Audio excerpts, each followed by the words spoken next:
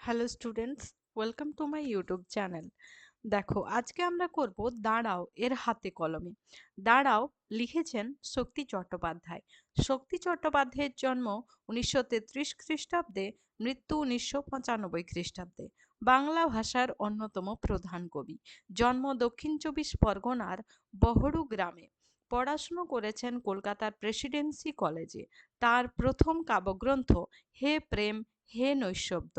এছাড়াও ধর্মে আছি, জিরাফেও আছি, হেমন্তের অরণ্যে আমি পোস্টম্যান, সোনার মাছি খুন করেছি, যেতে পারি কিন্তু কেন যাব, উল্লেখযোগ্য কাব্যগ্রন্থ। কুঁয়োতলা, অবনী বাড়ি আছো তার লেখা বিখ্যাত দুটি উপন্যাস। তিনি আনন্দ পুরস্কার এবং সাহিত্য একাডেমি পুরস্কার পেয়েছেন।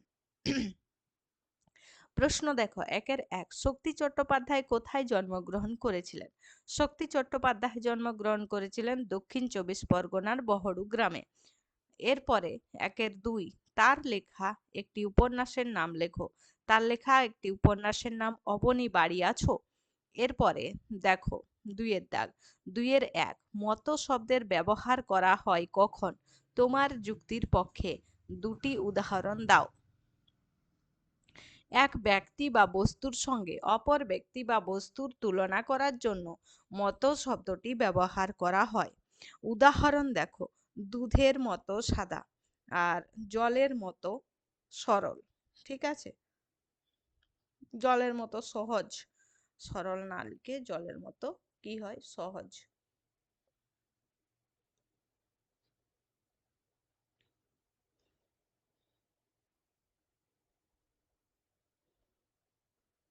এরপরে দেখো, দুইয়ের দুই, কবি পাখির মতো পাশে দাঁড়াতে বলেছেন কেন? পাখিরা নিজের পাখার উপর ভর করে স্বাধীনভাবে আকাশময় উড়ে বেড়ায়। পাখির উপমা দিয়ে কবি এখানে মানুষের স্বাধীনতার কথা বলেছেন।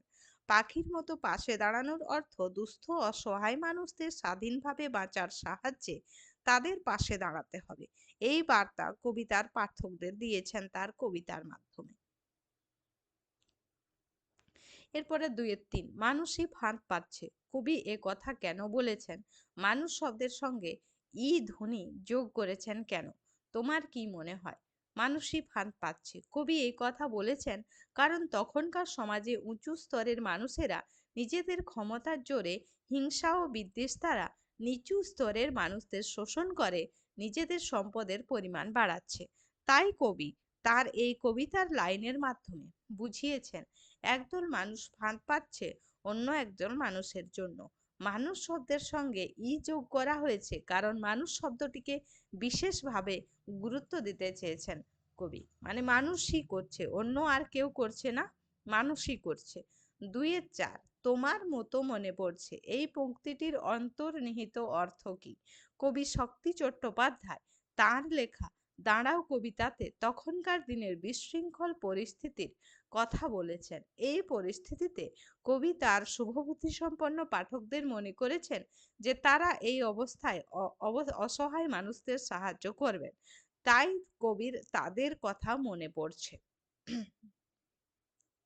আম, দুইয়ের পাঁচ, এসে দাঁড়াও ভেসে দাঁড়াও এবং ভালোবেসে দাঁড়াও, এই পংক্তিটির বিশেষত্ব লেখো। এই ধরনের দুটি বাক্য তুমি তৈরি করো। ঠিক আছে, এই পংক্তিটির বিশেষত্ব হলো এখানে দাঁড়াও শব্দটিকে তিনবার ব্যবহার করা হয়েছে। একে অনুপ্রাস অলংকার বলা হয়। দাঁড়াও শব্দটিকে তিনবার ব্যবহার করে এখানে বাক্যটির শ্রুতি মাধুর্য অনেক বাড়িয়ে তোলা হয়েছে, আর একে অনুপ্রাস অলংকার বলে।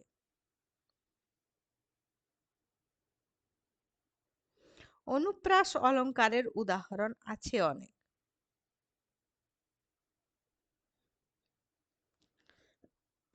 একটি শব্দ তিনবার ব্যবহার করে তো নেই, একটি শব্দ দুবার।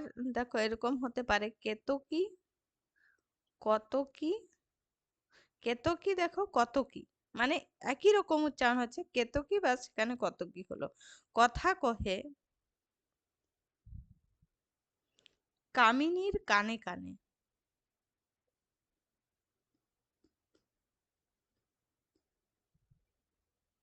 একটি হলো। আর একটি হলো গাছে গাছে ফুল, ফুলে ফুলে অলি,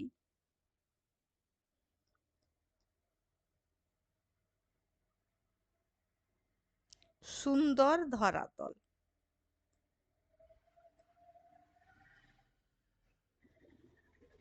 ঠিক আছে, এরপরে দেখো 3 দাগ, মানুষ বড় কাঁদছে, কি কারণে কবি এই কথা বলেছেন?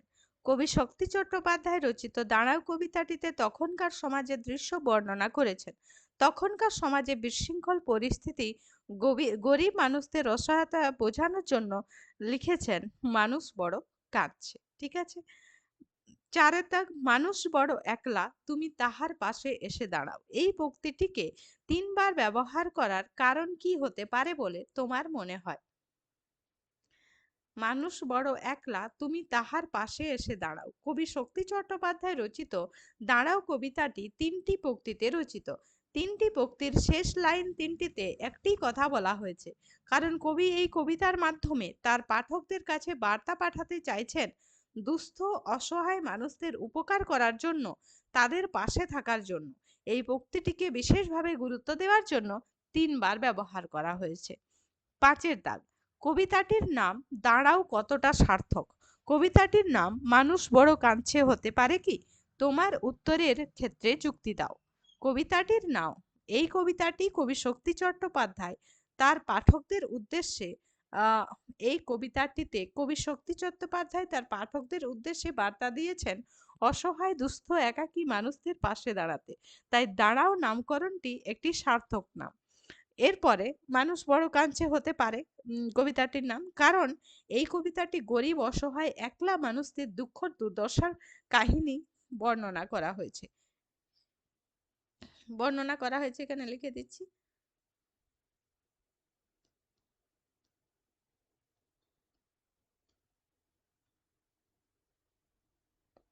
এরপরে 6 দাগ, কবি কাকে মানুষের পাশে দাঁড়াতে অনুরোধ করেছেন বলে তোমার মনে হয়? কবি তার শুভবুদ্ধি সম্পন্ন পাঠকদের মানুষের পাশে দাঁড়ানোর জন্য অনুরোধ করেছেন বলে আমার মনে হয়। যদিও তিনি তুমি শব্দটি দিয়ে কাকে বুঝিয়েছেন তা কবিতা পড়ে জানা যায় না। 7 দাগ, কবিতাটি চলিত বাংলায় লেখা, শুধু একটা শব্দ সাধু ভাষায়, শব্দটি খুঁজে বের করো এবং শব্দটিকে এভাবে ব্যবহার করেছেন কেন কবি? কবিতাটি চলিত ভাষায় লেখা, শুধু একটি শব্দ সাধু ভাষা, শব্দটি হলো তাহার। চলিত ভাষায় কথা বলবার সময় মাঝে মাঝে একটি শব্দ সাধু ভাষায় বললে সেই শব্দটির গুরুত্ব বাড়ে। তাই কবি বার্তা দিয়েছেন দুস্থ মানুষদের পাশে দাঁড়াতে, সেই দুস্থ মানুষগুলিকে বোঝানোর জন্য তিনি সাধু ভাষায় তাহার শব্দ ব্যবহার করেছেন। ঠিক আছে, এরপরে 8 দাগ, প্রথম স্তবকে 3টি পংক্তির প্রত্যেকটি দল সংখ্যা কত? দেখো 3টি পংক্তিতে দল সমান সংখ্যক আছে, তাই লিখেছি 16টি, এবং মুক্তদল রুদ্ধদলের পরিমাণও সমান, তাই 3টির একসঙ্গেই লিখে দিয়েছি। প্রতিটি পংক্তিতে কটি করে রুদ্ধদল মুক্তদল আছে, তাহলে 13টি মুক্তদল আছে আর 3টি রুদ্ধদল সবগুলিতেই। 9 দাগ বলছে কি ঘটেছে? সন্ধ্যা থেকে সন্ধে, ফাঁদ থেকে ফাঁদ। সন্ধ্যা থেকে সন্ধে, এখানে স্বরসঙ্গতির ফলে শব্দের শেষে আ ধ্বনি এসে এ ধ্বনিতে পরিণত হয়েছে। আর ফাঁদ থেকে ফাঁদ, এখানে নাসিক্য ভবন ঘটেছে, ফাঁদ। ঠিক আছে, তাহলে এখানে প্রশ্ন উত্তর হয়ে গেল। এরপরে আছে পল্লী সমাজ। পল্লী সমাজ লিখেছেন শরৎচন্দ্র চট্টোপাধ্যায়, এটি আমরা পরের ভিডিওতে করব। আজকের ভিডিওতে এই পর্যন্ত। ভিডিওটি শেষ পর্যন্ত দেখার জন্য অসংখ্য ধন্যবাদ।